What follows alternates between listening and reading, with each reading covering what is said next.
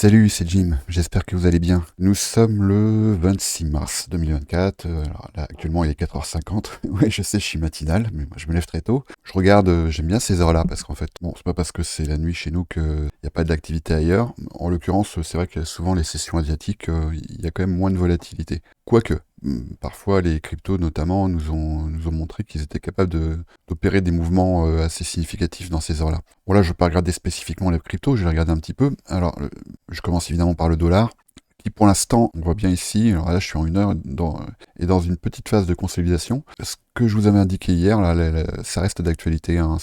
Ici c'est un volume imbalance je crois que c'était en daily. Voilà, on le voit ici. Donc, je pense que ça reste d'actualité, cette target, et que peut-être on va venir possiblement retravailler ce swing high. Je pense que, enfin, après, c'est mon biais, hein, il faut en avoir un, je suis tout prêt à en changer, mais je pense que c'est ensuite pour aller plus bas. Mais après, évidemment, je le répète, je suis pas prédicateur, je suis trader, donc je vais évidemment trader ce que le marché me montre. Pour l'instant, c'est ce que je vois, et la dynamique de prix, c'est ce qu'elle me montre également, hein. Faut pas oublier le contexte. Voilà le contexte. Donc, bon, je pense que, voilà, cette zone ici est possiblement une zone qui n'a pas été retestée, qui pour l'instant a opéré une résistance ici.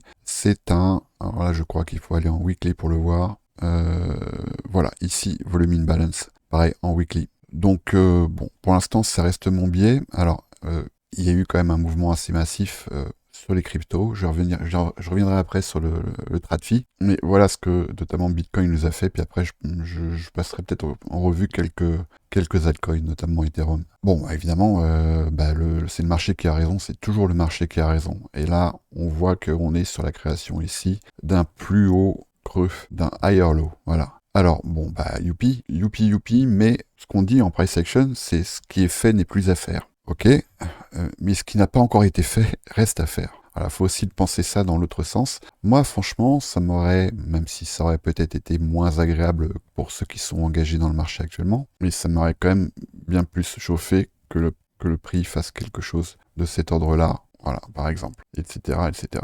Ça m'aurait quand même bien plus chauffé parce que, voilà, bon, ce qui est fait n'est plus à faire. Donc, cette zone, c'est bon, elle a été tag, on peut aller plus haut. Alors là, et encore, faut se méfier, mais je pense que le chemin semble tout tracé pour aller retag un nouvel ATH. On va essayer de diminuer un peu en time frame. On voit que là, il n'y a pas de... Bon, il y avait ici un point d'ancrage daily, mais on voit bien que le marché semble vouloir réagir. Mais au nord, même si je baisse en time frame, on voit bien qu'il n'y a pas de point d'intérêt majeur.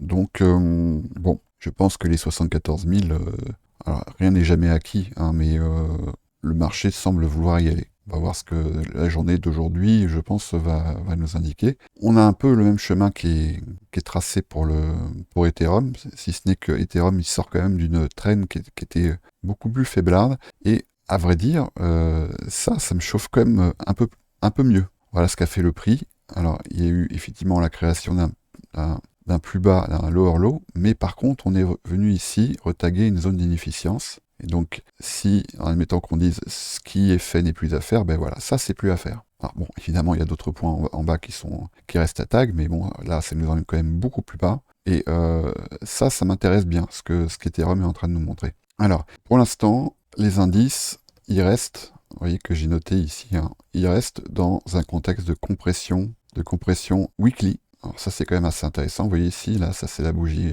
de la semaine dernière. Et que pour l'instant, le prix, il reste contraint dans le range créé par cette bougie. Et qu'on est venu d'ailleurs se loger juste à l'endroit, la target du fameux TGIF, le setup de ICT. Donc, alors, il est possible qu'on reste un petit moment, hein, dans cette zone. Il est possible qu'ici, à mon avis, c'est ce qui est probablement en train de se passer, on revienne travailler cette zone, voire même qu'on s'y installe un petit peu, parce qu'on a quand même ici, on avait une bougie vectorielle sur les indices. On n'en a pas tant que ça. Moi, je reste persuadé que cette zone ici d'intérêt, c'est ce dont je vous ai parlé hier, qui va regrouper quand même 3 points d'intérêt majeurs, à l'occurrence le low des sessions asiatiques, londoniennes et New York AM. Donc ça, c'est quand même un point d'intérêt qui est majeur. Alors, est-ce qu'on va y aller tout de suite? Non, pas forcément, mais je serais vraiment étonné qu'on n'y aille pas. Donc il va falloir observer ça. Et ça, ce serait probablement, non pas accompagné, mais ça serait probablement déclenché par un mouvement du dollar. Alors, parfois, il y a des corrélations, hein. ICT parle de mouvements en corrélation, hein. Il parle de crack en corrélation entre le dollar et les indices, et ça arrive, et c'est pas si rare. Mais bon, je pense que voilà, il y a encore du travail à faire ici dans cette zone sur le dollar, donc ça va forcément se traduire sur les risques-on. Ce qu'il faut savoir, c'est que le dollar et les cryptos, notamment le Bitcoin, parfois se désynchronisent. Et si on regarde bien ici, alors c'est pas la même charte, mais on voit que actuellement les deux sont haussiers. Donc pour l'instant, on pourrait pas dire qu'il y a corrélation négative entre le dollar et le Bitcoin. Pour l'instant, la corrélation, elle est presque positive. On va observer ça. Et bon, et ça, tout ça évidemment, c'est un mouvement qu'on va retrouver, voire même qui va être amplifié par les alts. On a eu un mouvement très intéressant sur XRP. Et XRP, ce que j'aime bien dire, c'est qu'il nous fait une XRPAD, hein. C'est-à-dire que lui, il est le roi des mouvements comme ça qui ne préviennent pas. Donc là, il nous a fait quand même un rallye qui est quand même très intéressant. Il est parti de 59 000. Tant, hein. 59 000, on y était vendredi encore à 10h45. Et il nous a fait quand même un mouvement de plus de 10% en 3 jours. Ce qui est quand même pas rien, même sur les alts. Avax aussi nous a fait quelque chose d'intéressant, et ce que je surveille aussi de mon côté, c'est Phantom, qui donc ici a repris sa trend haussière, mais qui pour l'instant est contraint dans ce range ici, voilà. Et pour l'instant, il est sur un équilibrium quasi parfait. Je vais noter, voilà, il est sur l'équilibrium de ce range, et c'est quasi parfait. Donc pour l'instant, c'est vrai qu'on a deux bornes ici, hein, qui sont quand même bien alléchantes. Je pense qu'on va prendre les deux, notamment parce qu'ici, il y a une zone d'imbalance là qui est assez intéressante, et aussi ici, parce qu'on a un relative equal high. Je vais noter ici. Donc un relative equal high, c'est comme son nom l'indique, hein, je vais pas faire mon anglais à 2 balles, mais c'est une zone, comment dire, de presque égale, de prix presque égal. Et donc ça, évidemment, ça constitue un point d'intérêt. On pourrait considérer également cette zone comme une zone de relative equal low. Donc je ne sais pas à quel moment ni dans quel ordre, mais à mon avis, les deux vont être tag. Donc à observer. Mais en tout cas, on était ici dans une zone assez intéressante pour trader une continuation. Trend is your friend. Voilà, je vous le rappelle. Et moi, pour l'instant, chaque chose en son temps, mais la target que j'ai, c'est les 1,38. Première target que j'ai pour l'instant, alors c'est celle-ci.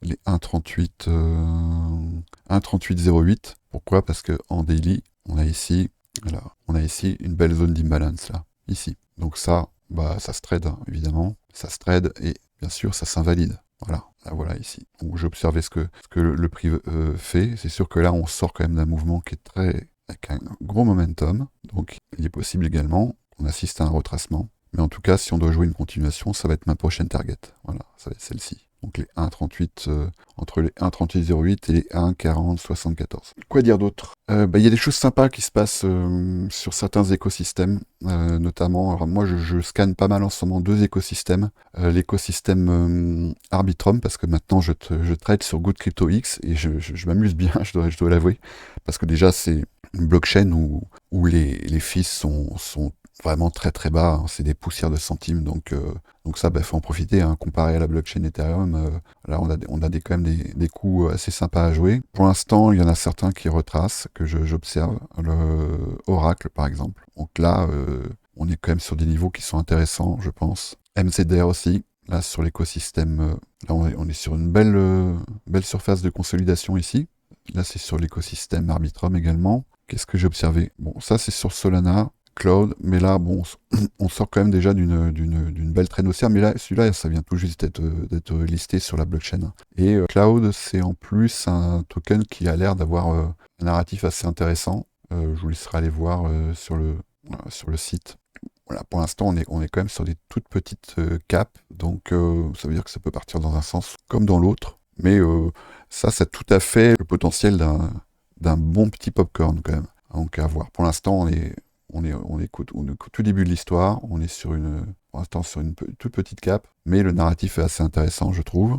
Magic, bon, c'est pas d'école, hein, évidemment, donc juste là, je vous montre un peu les assets sur lesquels je me suis positionné récemment. Voilà, ça, j'aime beaucoup la charte. Ça, c'est sur l'écosystème Arbitrum. Magic, voilà, on est sur une belle surface de consolidation.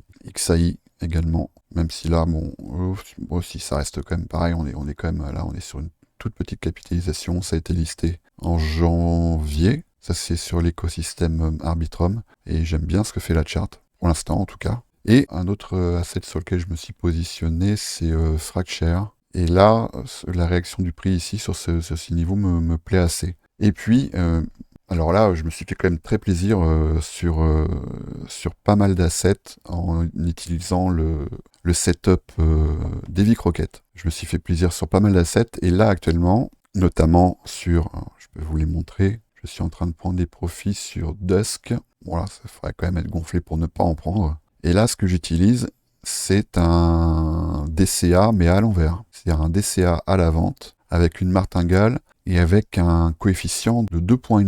Et bon, je peux vous montrer ce que j'ai fait, hein, c'est pas très compliqué. J'ai utilisé tout simplement une extension de Fibonacci. Donc, on voit bien ici là, que sur ce mouvement, qu'on a atteint une target qui fait partie des targets sur lesquels on peut s'arrêter grâce au niveau de Fibonacci, c'est les 2,618. Après, si je prends l'extension de ce mouvement, c'est-à-dire que je vais prendre ici le plus bas, voilà, là je suis en daily, je vais prendre ici le plus bas, et là, le plus haut. Voilà. Et là, je fais donc une extrapolation, c'est-à-dire que je vais calculer une déviation standard. Et cette déviation standard me donne comme target les 1,9533. Donc ce que je vais faire, c'est que je vais partir de ce niveau, et je vais faire donc un DCA bot à la vente, avec comme target final ce niveau-là de 1,9533. Et ça marche très bien, je l'ai déjà fait plus sur pas mal d'assets. C'est également quelque chose que j'ai engagé. Je commence à prendre des profits aussi sur... Enfin, j'en ai déjà pris quand même pas mal. Là, je suis sur déjà voilà mon niveau d'entrée ici. Donc là, je suis déjà sur un... Ici, voilà, je suis déjà sur un x10. Hein. Donc, pareil, je vais également utiliser les extensions là, de Fibonacci pour extrapoler une déviation standard. Voilà, je mets ici sur le plus bas. Et ce qui me donne comme target. Alors après, évidemment, ça, ce sont des extrapolations statistiques. Je vais évidemment quand même regarder ce que fait le prix. Mais ce qui me donnerait, là, pour l'instant, une target à 5,30 à peu près. Donc, à voir. À voir. Je pense que je sortirai pas ici. Enfin, si le prix va, je garde toujours une petite cartouche. Je sors pas à 100%. C'est-à-dire que là, je vais par exemple prendre 70 ou 80% de ce que j'ai ici. Et donc, je vais appliquer ici un DCA bot en partant par exemple en même temps que je me positionne ici, en partant de cette zone jusqu'à cette zone sur... là, je suis parti sur 5 niveaux, avec une martingale, un coefficient de 2,5 points, et avec des niveaux qui s'écartent. Voilà, ça c'est une technique de prise de profit qui est assez intéressante. Elle est notamment intéressante parce que elle me dégage quand même d'une contrainte, d'un facteur qui est quand même essentiel dans le trading, c'est le facteur psychologique. Est-ce que je prends des profits, est-ce que j'en prends pas, ça va peut-être aller plus haut, etc. Non, là, je le fais à tête reposée. En l'occurrence, là, j'ai déjà fait. Je prévois mes niveaux à l'avance, je le programme dans Good Crypto, et après, je laisse le bot faire son travail. Voilà, tout simplement. Je l'ai fait également sur d'autres assets. Après, je ne vais pas tous vous les donner parce que ça serait trop long. Et j'ai quand même fait des coups très intéressants. Mais là, sur un DCA bot à la vente, sur le spot, sur XRP, Bitcoin et Ethereum. Et là, bon, je vais même pas vous dire que j'ai eu une petite frayeur parce que déjà je suis sur le spot. Donc bon, ça m'inquiète quand même un peu moins. Mais voilà, tout le mouvement ici, on avait eu, je vais vous le montrer. Donc le principe du DCA bot, c'est on va rentrer sur une bougie vectorielle en H1. Voilà, ça a été ici mon signal. Donc c'était le 14 mars. J'ai eu ici un signal d'entrée. Et c'est sûr qu'après, le prix, il a quand même sévèrement retracé. Et donc j'ai eu mon DCA bot sur que ce soit sur Ethereum, XRP et ETH, je l'ai fait sur 7 niveaux. Pareil avec un coefficient de 2,5. On a quand même eu après un mouvement de 15%. Donc j'ai eu, je crois, 5 niveaux qui ont été tags. Et après, j'ai eu mes 2% évidemment. Donc ça c'est des mouvements qui sont intéressants, qui sont récurrents et qui m'offrent un rendement en fait qui est vraiment régulier. Ça c'est des bots que je fais tourner depuis maintenant plusieurs mois sur Bitcoin et sur certaines alts. Et pour l'instant, j'ai un taux de réussite qui est de 100%. Hein. Mais je suis évidemment sur le spot, donc j'applique pas de stop loss. Donc parfois, ça s'écarte un petit peu, y compris même du dernier niveau, mais j'ai toujours eu jusqu'à présent mes 2%, et donc j'ai aucune raison d'arrêter. Bon, bah, c'est tout pour moi. Donc, bon, je ne vais pas vous refaire un résumé, mais on va quand même essentiellement ici observer le dollar, ce qu'il va donner. Et quand même rester prudent sur, notamment sur Bitcoin, notamment parce que pour l'instant, cette zone d'intérêt là, euh, je ne sais pas trop ce qui va se passer, mais on pourrait avoir notamment à l'occasion d'un, pourquoi pas d'un long squeeze, quelque chose peut-être d'assez violent qui nous amène ici, qui nous ramène ensuite, si c'est pour aller plus haut, qui nous ramène ensuite plus haut. Allez, bonne journée.